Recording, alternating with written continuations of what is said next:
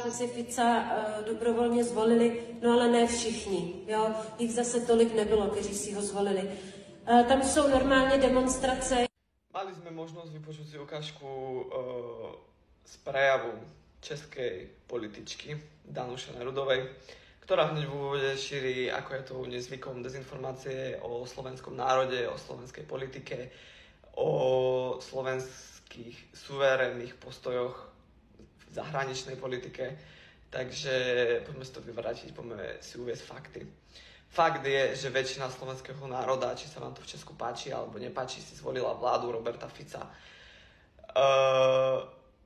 Áno, sme demokratická krajina, preto sú u nás protesty, ako v každej demokratickej krajine.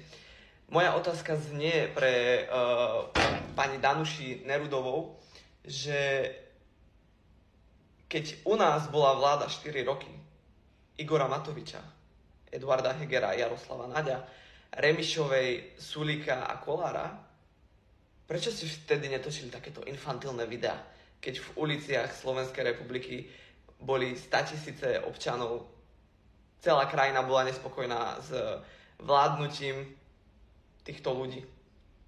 Prečo ste to vtedy netočili? Že by preto, lebo vám vtedy vyhovovali a vyhovovali by vám znovu?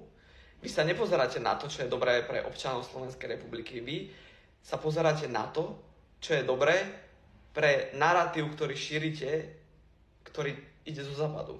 Vieš, a toto je ten zásadný rozdiel medzi slovenskou a českou vládou, že slovenská vláda na čele s Robertom Ficom je orientovaná na 4 svetové strany. Robert Fico si nemá problém podať ruku s Američanom, s Rusom, s Číňanom, s Angličanom a neviem ešte s kým všetkým.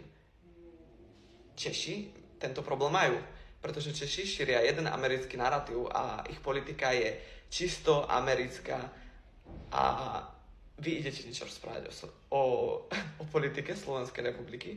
Vy na čele s vašou vládou, s vládou Petra Fialy, ja by na vašom mieste tak by som pomôžel.